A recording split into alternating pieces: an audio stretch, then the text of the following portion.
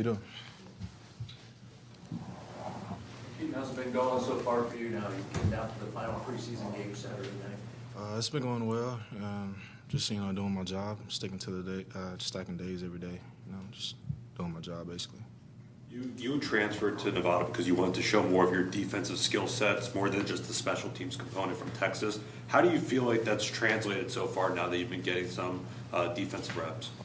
I feel like it translated good. I'm just just doing my job, so I feel like I'm doing a pretty good job.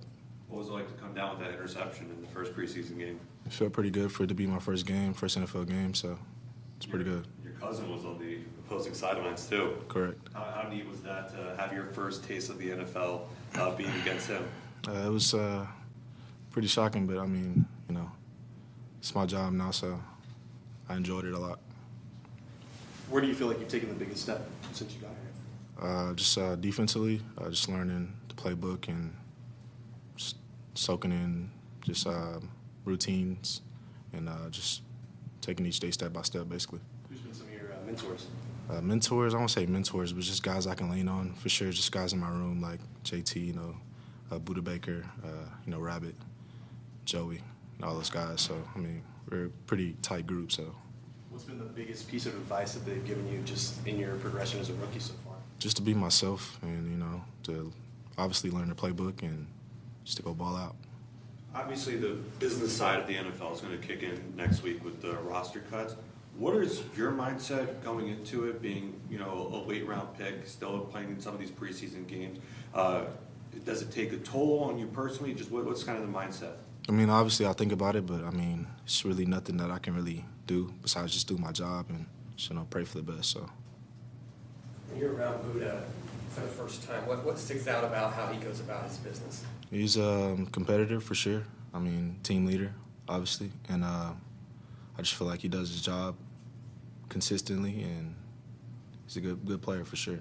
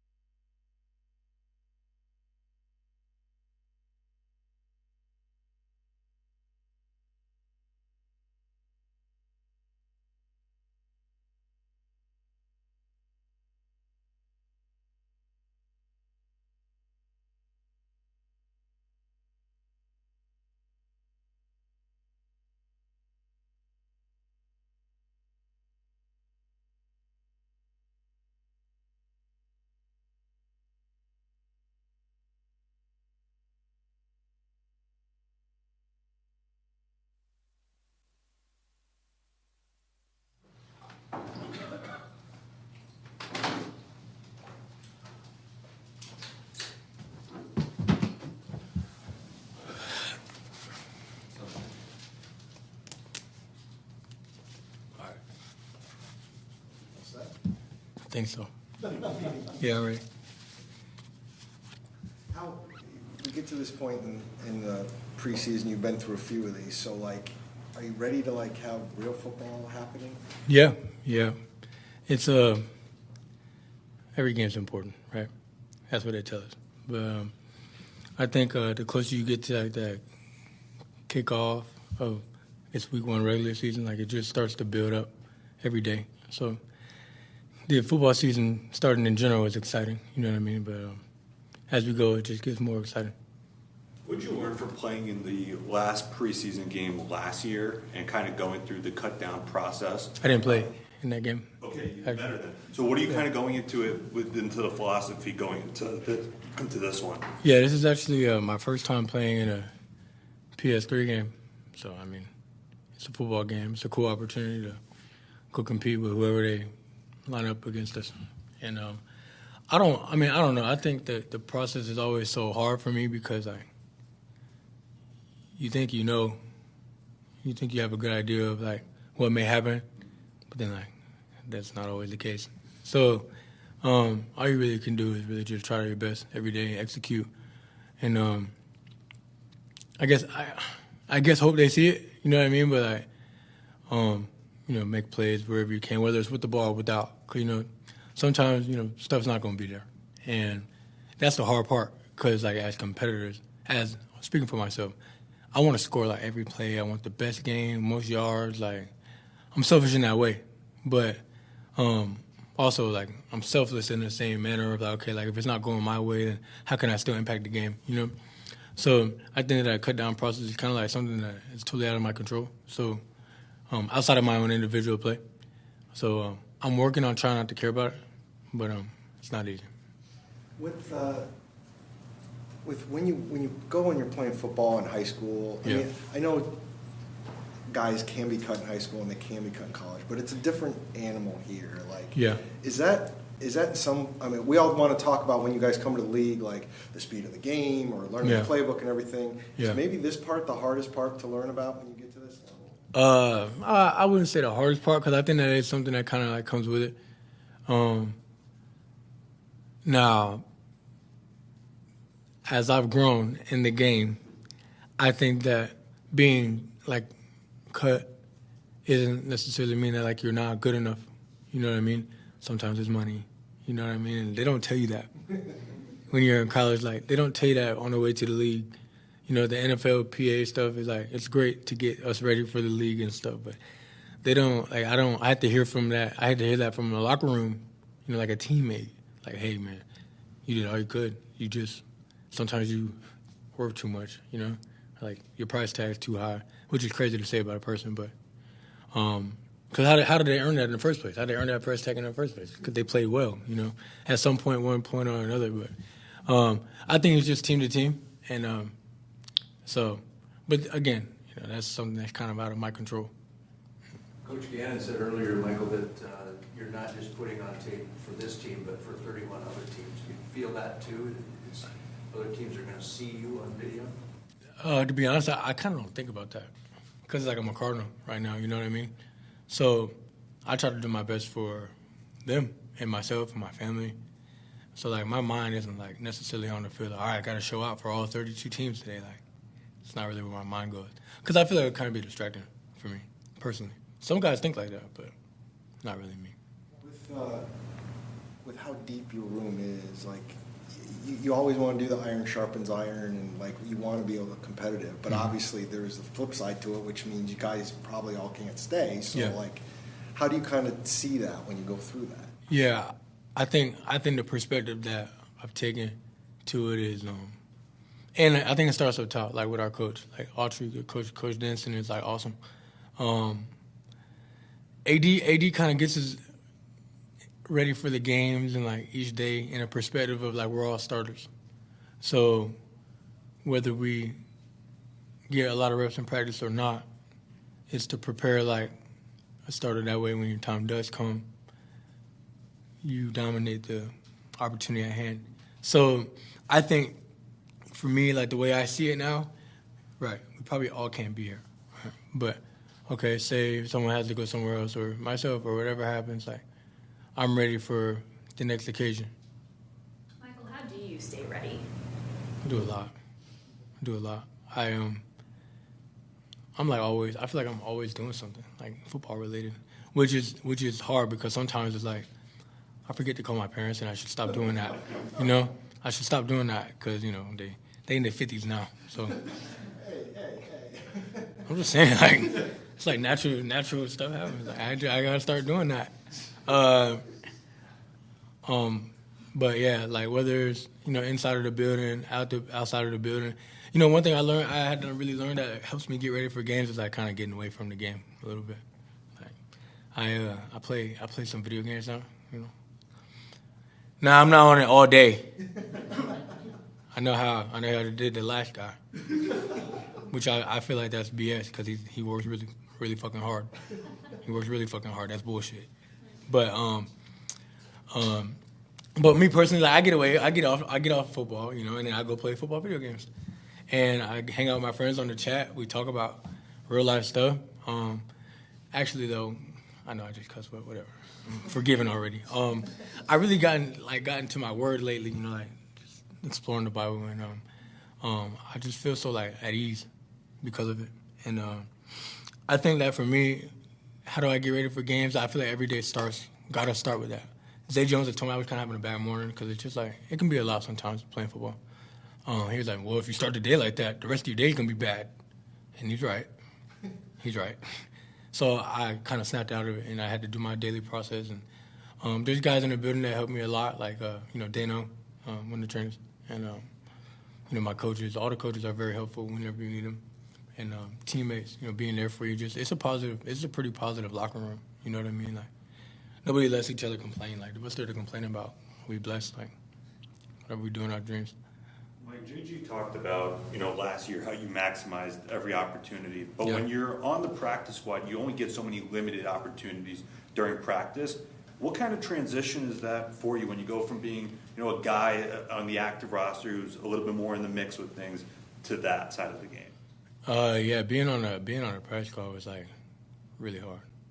But I had some armor, I played for the Jets, so that's a hard experience too. And from the perspective of there's a lot going on around, not the actual Jets. They do great stuff over there. And so man, stop, man. I'm just trying to okay, so this is what I mean by that, to clarify before I make headlines. There's a lot that goes on from a day-to-day perspective like there.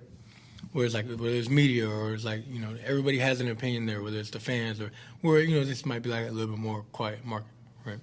So I went through a lot there mentally that kind of like shaped and got my armor ready for another tough experience down the line, whether it was football or whether it wasn't. And so being on the practice squad, knowing that I was good enough to make plays in a real game, it helped me because this wasn't the first time I had gone through something difficult. That's what I meant by that. So, and by the way, as a practice squad player, you kind of practice a lot. You know what I mean? That's your job. You know what I mean? Like, so it's tough. It's still a blessing, but it's tough to be on the practice squad because I know I'm good enough to play football every Sunday, Monday, Thursday night, whatever it is. And I made plays. I made plenty of plays. And so, I don't question, am I good enough anymore? I question, how do I get to the next level where I don't have to deal with that anymore? And then, the next level, and then the next level, and whatever that may be. So, yeah, it's easy to say this, looking for the silver linings, but is there any part of you, again, allowing that you be frustrated because you want to play, mm-hmm. Is there any part of you that has a pride in getting to that point mentally that you've reached in terms of being able to deal with some of that stuff, whether it's getting away from the game a little bit more or being able to deal with if you're on the practice squad or whatever? Yeah, I think for me that what I've been working on the most is kind of my ego, and because we all have one. I mean, at least in the locker room. But you kind of have to have a little bit of ego to play this game at the pro level because to some extent you've had immense success and now you're here, right? So then it's okay. It's not that the ego has to die, but the confidence doesn't. So I'm going through the process of, I have been for a while now, but of Like, okay, I feel like I should be going now or whenever. Like, I feel like I deserve the opportunity to do this. Cool. And I have worked hard enough to get that. Cool. But if it doesn't come when I want it, that's not in my control. So I can't get mad at that because it's not in my control. So then it turns into, okay, how do I internalize this? I don't, because it's not in my control. So it's not really like something I can control. So I don't worry about it. Given what you were talking about, how much you had to practice last year, did it almost feel good, week 16, whatever it was, when you finally got hit for the first time in whatever, a year or whatever it was? We was hitting.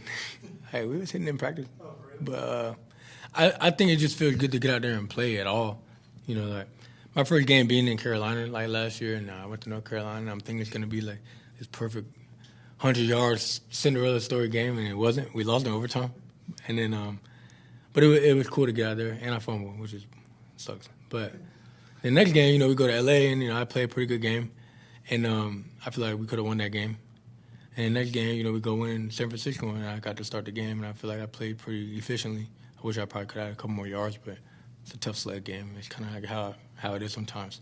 Especially like towards the end of the season, everybody's in playoff mode. Like, it's kind of like that. So I did feel good to get in the game and move around. So, yeah. Jonathan this week said you were one of his standouts from last Saturday's game. If you look at the box score, it's 10 yards on 8 carries. Like, it doesn't jump out. What felt good to you in terms of actually being out there? Yeah, I think sometimes there's some games where like, okay, like, not calling you a casual. I'm not saying that you're that, but I'm saying that from the perspective of like watching a game, like sitting down like with an iPad and watching like a 60-play cut up. I feel like I played pretty well. I think football's the ultimate team game. Obviously, it takes 11, and I feel like from the perspective of like doing my part, I feel like I played a good game. And sometimes, you know, it's not. There's nothing really there to take advantage of, versus like, oh, they're blocking it perfect this game. Let me maximize this opportunity. I think like from the perspective of just making something out of nothing, I feel like I did play a pretty good game. So I appreciate that. I didn't know he said that. When you talk about the mental fortitude and some of the lessons you've learned from former teammates in the locker room, when you've got a room that has a good amount of young players, is that something you relay the messages that former teammates taught you? Yeah, but you know what's so crazy? We all share stories, like even coach. Like we all have so many stories of just like different moments with different people. Like a guy that I kind of leaned on heavy, like when I was, you know, I guess like in New York, was Dalvin Cook. And Dalvin has so much insight. And Dalvin kind of taught me, like, Dalvin was kind of one of those guys that kind of taught me, like, no matter what a coach says or, like, no matter what a scout says or anybody, like, you're a ball player, you know? Because he used to be in practice, like, you know, they tell him that he ran the play wrong. Or like a run play, right? Oh, you should have did this or you should have did that on the run. Like, you really going to tell 4-time Pro Bowler Dalvin Cook that he hit the wrong hole? Shut up. You know what I mean? Like, shut up. So it's like, because, you know, coaches, they sit in the dark room and they overanalyze. That's kind of like what they get paid the big bucks to do, you know, sit in the dark room, overanalyze, and make sure we get to the game, make sure we're not late for the games and stuff like that. So I think, like, keep your confidence, and it's one thing I learned from him. So, like, I think, like, the stories that we share within the room is, like, it's JC, it might be Amari, it might be Trey, a story that he got from college or from the last year, you know. We have lives outside of this, so it's not all football. But it is, you know, confidence has to go with you everywhere. So we always talk about that. Thanks, Mike. Thanks, man. That was awesome. Yeah, thanks. You can call me